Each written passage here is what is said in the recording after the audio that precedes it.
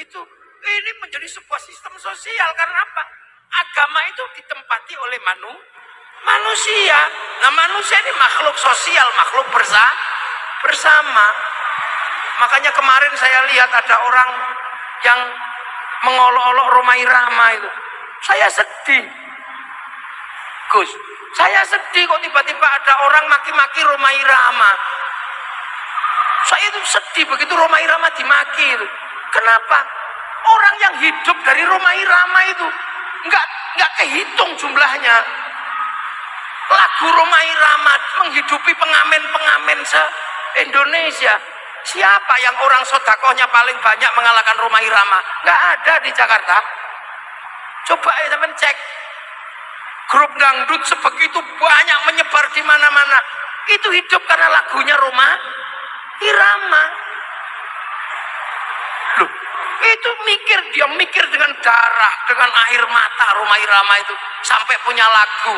Habis itu lagunya dimainkan oleh pengamen-pengamen yang setiap hari dengan lagu Rhoma Irama bisa mendapatkan uang 100.000, dibawa pulang anaknya bisa makan, dibawa ke sekolahan anaknya bisa bayar SPP.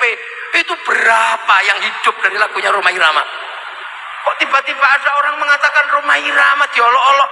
Saya nggak terima itu termasuk, karena saya bukan semata-mata apa. Kalau dalam tradisi santri, hidupnya Rhoma Irama itu menghidupi jutaan orang Indonesia. Coba kalian cek di lapangan.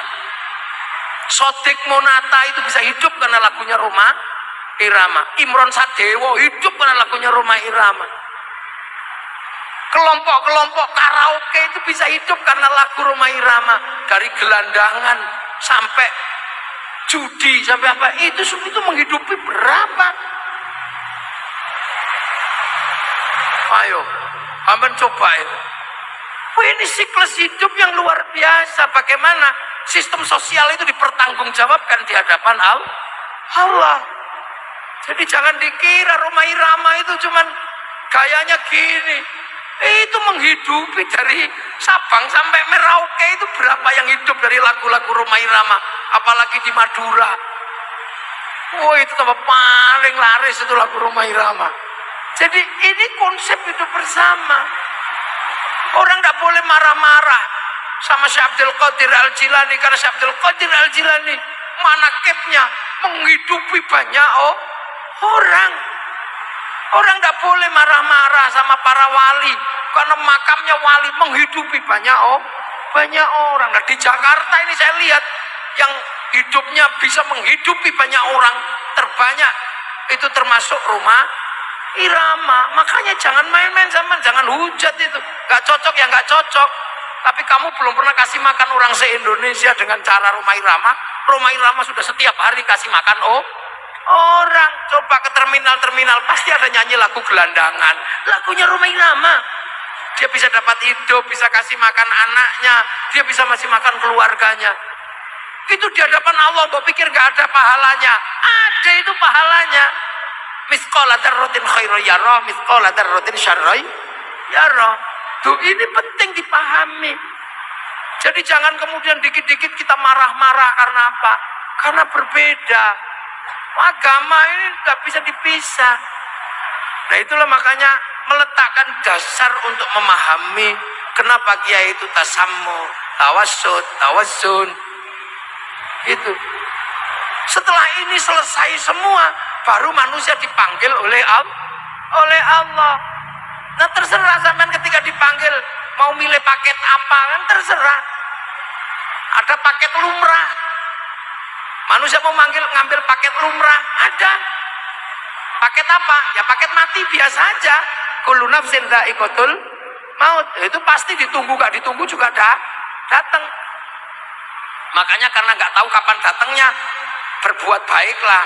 Jangan sampai berbuat jahat pas mati itu datang. Jangan lagi main kartu, mati itu datang. Nah, itu mati yang paketan, nggak usah dipikir, itu sudah. Karena malaikat kalau mencari model begitu tinggal di Sherlock itu aja selesai. Nah, ada mati itu paket kedua, paket istimewa itu, paket mati syahid. Nah, itu mati perang melawan orang kafir. Tapi konsep rohiyah menutup kemungkinan untuk berperang sama orang kafir. Makanya susah. Sekarang itu bukan matiin orang kafir, cari orang kafirnya yang susah. Di Indonesia mana ada orang kafirnya kalau sudah seperti itu konsepnya? Yang melawan karena anti Islam. Nggak ada rukun bersama kok. Zimmi semua. Makanya karena kadang saking kepenginnya mati syahid, mencari orang kafir susah, akhirnya tetangganya dikafirkan. Ake kafir, pondok ake kliwon kafir. Mudah sekali mengkafirkan orang, mendajalkan orang. Ini di sekitar pilot itu dajjal. Kamu ini ngapain? Kok berbeda paham aja kok orang dibilang dajjal. Jangan. Kita ini la taj'al fi qulubina ghillan lil ladzina amanu. Hanya khawarij yang suka mengkafirkan orang. Nada. Itu Indonesia jadi negeri rohiyah ini nggak mudah mencari orang kafir. Makanya sudah akhirnya tetangganya dikafirkan. Nah itu susah. Nah maka ketika itu susah, cari paket keempat, paket ketiga, mati VVIP.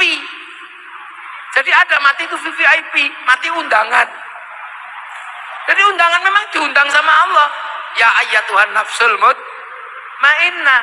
Jiwa-jiwa yang tenang, irji'i ila rabbiki radiyatan mardiyah, fadkhuli fi ibadi wadkhuli jannati. Nah itu VVIP, undangan jiwa yang tenang lah. Maka kita ini belajar menjadi orang tenang aja susah. Gak nikah gak tenang, nikah gak tenang, gak punya anak gak tenang, punya anak juga gak tenang, gak punya duit gak tenang, punya duit juga gak tenang, duduk ini gak tenang, yang geringgingan, yang apa, yang tenang itu susah. Bahasanya gampang. Jiwa-jiwa yang tenang. Tapi kita ini kan gak tenang. Di rumah pengen ngaji, begitu ngaji pengen pulang. Bahkan sampai sholat aja kita itu gak tenang. Allahu Akbar. Tapi begitu matanya melek, gak tenang. Tengok sana, tengok sini. Allahu Akbar. Ada ting ting ting, bakso, gak tenang. Sampai kita sujud aja masih ingat utang. Jadi sholat pun sudah ini wajah itu wajah kita gak tenang. Karena tenang itu gak mudah. Nah agar orang menjadi tenang itulah makanya pondok-pondok pesantren, para kiai belajar menenangkan orang. Itu contoh, ini air ya. Kita kasih contoh biar gampang. Pakai sampel. Ini di dalam botol ini ada air. Air ini tenang kalau gelasnya tenang. Tapi kalau gelasnya ini gerak-gerak, airnya juga nggak tenang. Akhirnya tumpah. Manusia itu sama. Yang tenang itu manusia yang di dalam jasad. Makanya tenang tidaknya manusia tergantung jasadnya ini tenang apa tidak. Makanya manusia itu di dalam dirinya ini nggak tenang. Maka biar tenang, latihan jasadnya ditenangkan. Dengan cara apa? Dengan cara duduk, dengan cara bersila. Untuk apa? Menyebut asma Allah. Ala bidzikrillahi tatmainnul qulub. Makanya kiai-kiai mengajari zikir. Ya Allah, ya Allah, ya Allah, ya Allah, ya Allah, ya Allah, ya Allah, ya Allah. Ini pelajaran tenang. Duduk dengan gini tenang berzikir. Kepalanya karena nggak bisa menyebut diajari gedek. Tangan karena nggak bisa menyebut diajari pegang tasbih. Bokong karena nggak bisa menyebut diajari duduk. Lutut nggak bisa menyebut diajari bersila. Untuk apa? Agar tenang. Nanti lama-lama tenang. Pertama paling ya Allah, ya Allah, ya Allah, ya Allah, ya Allah, ya Allah, ya Allah, ya Allah. Nggak tenang. Ya Allah, ya Allah, alah lama sekali gitu. Pasti nggak tenang. Tapi nanti lama-lama tenang. Nah kalau sudah tenang, semua akan apa? Menyebut Allah. Makanya orang-orang itu kalau sudah tenang, irji'i ila rabbiki. Sebelum kembali benar-benar kepada Allah, semua dikembalikan kepada Allah. Makanya ya Allah, ya Allah, ya Allah, begitu ya Allah, cocok masya Allah. Tangan memegang panas, subhanallah. Akhirnya apa? Ruhani ini semua yang direkam adalah Allah, karena sifat hidup manusia dikembalikan kepada memori rekamannya, dan memori rekaman akan merekam Allah. Pecak telek, masya Allah. Dengar suami ngorok, alhamdulillah, tanpa tak tengok aku masih ngerti suamiku masih hidup. Bahkan orang kalau sudah semua dikembalikan kepada Allah enak. Lihat ayam naik masjid terus mencret jerot, alhamdulillah. Santri alhamid bisa praktek toharoh, membersihkan tai ayam dari atas masjid. Ini kembali. Makanya konsepnya adalah kembalikan semua kepada Allah. Irji'i ila rabbiki. Kalau kamu belum kembali ke sana, latihan semua kembalikan kepada Allah. Maka kau akan diridhoi oleh Allah. Tenang kita, ridho kepada Allah, diridhoi Allah. Itulah, kalau sudah seperti itu enak. Mari kita berkumpul, pengen menjadi rombongan fadkhuli fi ibadi. Maka sebelum dikembalikan kepada rombongan, kita pengen menjadi rombongan. Maka kita mendekat, ada khol, ada kiai, kita berusaha mendekat. Sebelum dikumpulkan benar, kita di dunia sudah pengen berkumpul bersama, pengen masuk rombongan fadkhuli fi ibadi, masuklah ke dalam hamba-hambaku yang radiyatam mardiyah. Makanya kita ini diajari oleh para ulama, bikin khol, bikin majelis, bikin pengajian, agar ada keinginan kita di dalam hati untuk berkumpul sebelum nanti dikumpulkan di akhirat. Modalnya apa? Ingin kumpul di dunia. Makanya kiai khol dikumpulin biar kita punya tempat untuk berkumpul.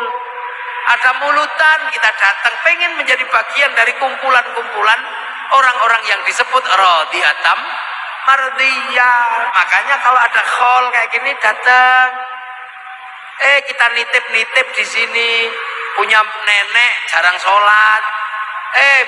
Gus Lukman, saya punya nenek jarang sholat, tapi saya pengen nenek saya ini juga menjadi rombongan, maka saya nitip ya 10.000 di Al-Hamid untuk nanti ikut rombongan kholnya Kiai Hamid. Makanya kalau di kampung-kampung ada khol, biasanya santri-santri bawain rakitan ayam 1, telur 1, ada yang bawa kambing, ada yang bawa apa. Itu bagian dari apa? Ingin menjadi rombongan. Loh, itu kesadaran fadkhuli fi ibadi. Ayo masuk dalam rombongan hamba Allah. Sebelum masuk betulan di sana, di sini latihan masuk, pengen jadi rombongan lagi. Wadkhuli jannati, lagi menjadi baru masuk surga. Nah, itu penting untuk dipahami, karena manusia pada dasarnya kembali. Nah, terserah panjenengan mau ngambil paket A, ditunggu gak ditunggu ya datang, karena kullu nafsin dha'iqatul maut, karena akan diambil kembali kepada Allah. Raga kita gak akan bisa melewati black hole, makanya kita shoot ke sana, gak mungkin, maka kita dilepas.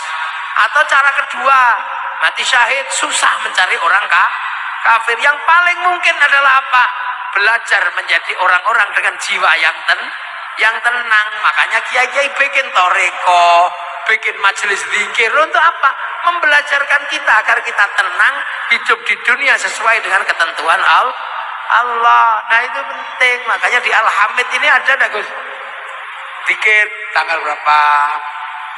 Itu untuk apa? Ngajari bokong biar tenang, ngajari dengkul biar tenang, ngajari mata biar tenang. Dulu ada namanya dzikrul ghafilin. Itu untuk mengajarkan ya Allah, ya Allah, ya Allah, ya Allah, agar tangan tenang, agar kuping tenang.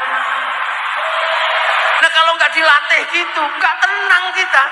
Lihat apa saja nggak tenang, lihat perbedaan nggak tenang. Agama malah bikin kita tidak tenang. Lihat orang berbeda dikit kita marah. Itu orang sholawatan ngapain itu? Itu orang zikir gedek-gedek itu ngapain? Itu orang pujian ngapain? Ini yang buat kita nggak tenang. Itu sebenarnya bagian dari kita ketidaktenangan untuk kembali kepada Allah. Nah, itu loh, makanya khol kayak gini menjadi penting. Untuk apa? Agar kita bisa melibatkan diri, paling tidak ikut pengen menjadi rombongan. Itu hakikat dari khol. Selain apa? Selain mengirimkan doa kepada sohibul khol, Untuk apa? Ya kembali kepada Allah. Jadi yang di sana didoakan, yang sini berlatih. Berlatih untuk apa? Berlatih untuk pulang. Latihan mulai. Sebelum mulai betulan, sebelum pulang betulan, kita latihan. Semua dikembalikan kepada Allah. Cedot masya Allah, becak telek masya Allah. Dan itu direkam oleh ruhani, nanti di print out di hadapan Allah Subhanahu wa ta'ala. Amma ba'du. Lah ini baru mukaddimah ya. Lah ini baru mukaddimah, belum mulai ngaji khol. Ini baru menjelaskan manusia dan problem sosialnya dan kemungkinan untuk apa? Menjemput ajal pada Allah. Ini urung mulai ngaji, tapi jam piro iki? Jam 11.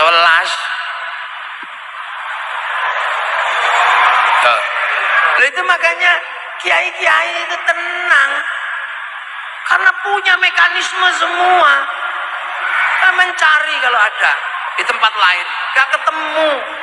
Mekanisme menjadi manusia diantarkanmu gak ada. Orang belum lahir sudah didoakan. Orang begitu lahir didoakan. Diriadoi, dia apa? Yang lain bilang bid'ah, bilang apa? Ini ngurus manusia, berbeda dengan ngurus yang lain. Ngurus ini gampang, ngurus itu gampang, tapi ngurus manusia sulitnya luar biasa. Karena manusia ini pulang. Nah pulang itu membawa bekal diambil dari sini. Ad-dunya mazra'atul akhirah. Maka terserah sampean mau ngambil paketan berapa terserah. Sangunya apa terserah. Mau sangu sholat, monggo. Paket hemat ya monggo. Setahun sekali lebaran monggo. Mau paket Quran komplit 30 juz ya grosir. Kalau mau eceran ya Yasin. Kalau ngecer lagi kulhu. Paketannya ada, paket Yasinan, paket tahlilan. Apa mau paket per ayat? Silakan. Kalau putus cinta paketannya innahu min Sulaiman wa innahu bismillahirrahmanirrahim. Kalau istri cewek paketannya sumubuk mun umyu baumlah. Terserah, yang penting punya bekal, karena kembali nanti harus ada bekal kepada Allah. Nah itu penting dipahami sebagai konsep dasar menjadi manusia. Makanya manusia yang terbaik adalah manusia yang paling bermanfaat untuk kehidupan yang lain. Mosok kalah sampean. Yang lain investasinya jangka panjang, bikin pesawat, bikin konsep. Kita ini kadang paketannya itu paket instan. Kita nggak punya produk apapun kaum muslimin ini. Ini produknya bukan orang Islam yang buat. Gitu. Itu tadi. Yang jelas ketika mati masih mendapatkan paketan investasi ya Rumah Irama tadi itu. Lagunya itu masih menghidupi banyak orang. Lah kita apakah kemudian akan pulang tanpa paketan? Ya monggo. Ini investasi banyak. Yang bikin ondel-ondel di Jakarta sampai sekarang ondel-ondel masih bisa menghidupi banyak orang. Dia masih mendapatkan bagian. Yang bikin roti buaya, orangnya sudah meninggal, tapi roti buayanya masih menghidupi banyak orang. Ayo.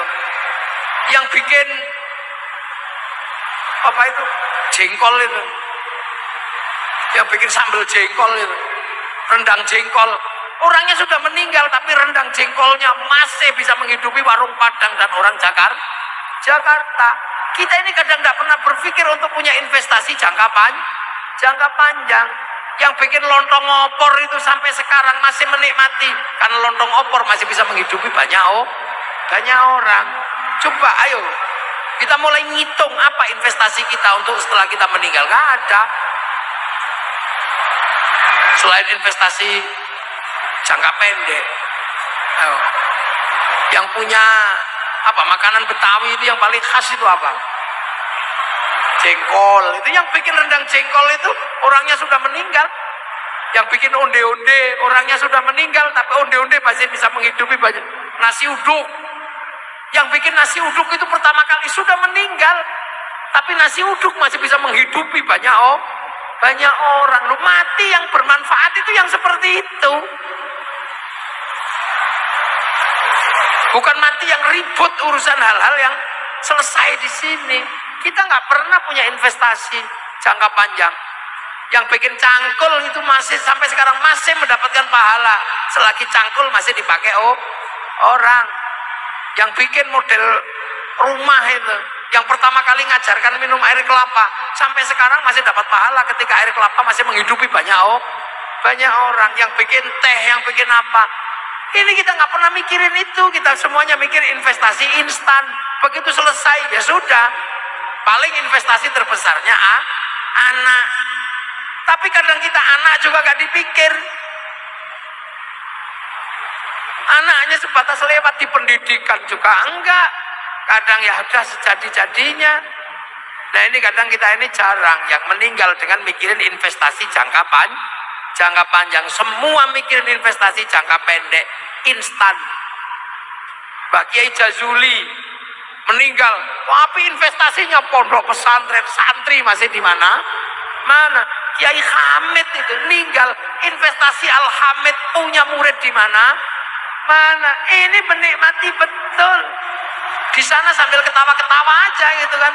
Santrinya sholat, diajarkan lagi, pahala nggak pernah berhenti. Tapi kita lebih suka kepada investasi jangka pendek. Seperti burung yang makan habis itu cari makan lagi, nggak pernah coba bikin investasi jangka panjang. Untuk apa?